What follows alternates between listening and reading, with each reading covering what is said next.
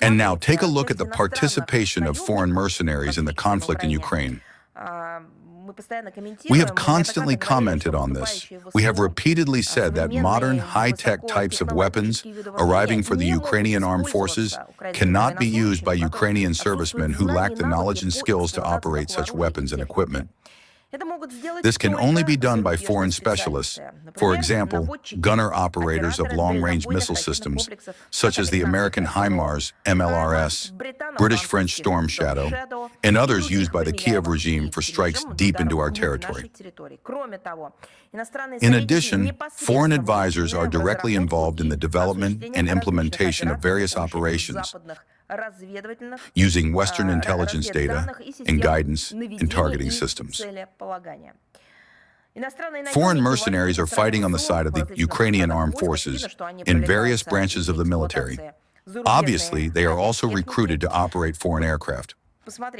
Look, first, The Hague supplied Kiev with 24 decommissioned F-16 fighters.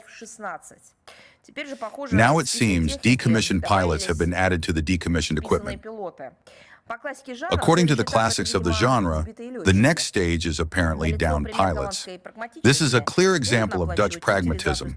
There is no need to pay for the disposal of old machines, and at the same time, one can save on paying pensions and social benefits to their veterans. Shall we support The Hague in this? What do you think? This is far from the first case where Dutch mercenaries have been spotted in the ranks of the Ukrainian armed forces in Ukraine. We see that the Netherlands is becoming increasingly involved in a direct conflict with Russia. In this regard, I would like to remind you once again that international law does not apply to mercenaries. They do not fall under the action of the Geneva Convention.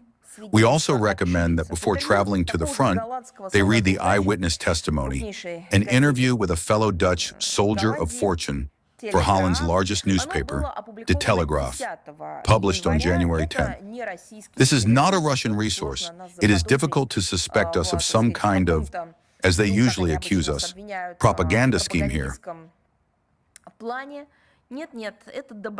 No. This volunteer voluntarily gave an interview to those who voluntarily conducted this interview with him in Holland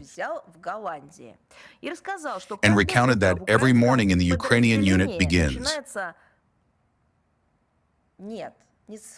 No, not with photographing the sunrise, and not even with the performance of the anthem, but with a Nazi salute. He also said that the headquarters are hung with swastikas and portraits of Hitler's henchmen, and that alongside enlightened Europeans fight members of Colombian drug cartels, whom the West is now supposedly fighting so fiercely.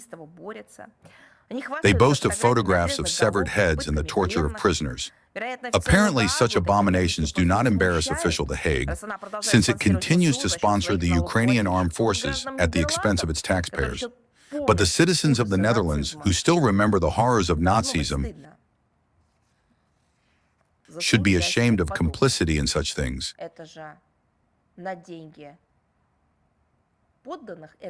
It is with the money of the subjects of this country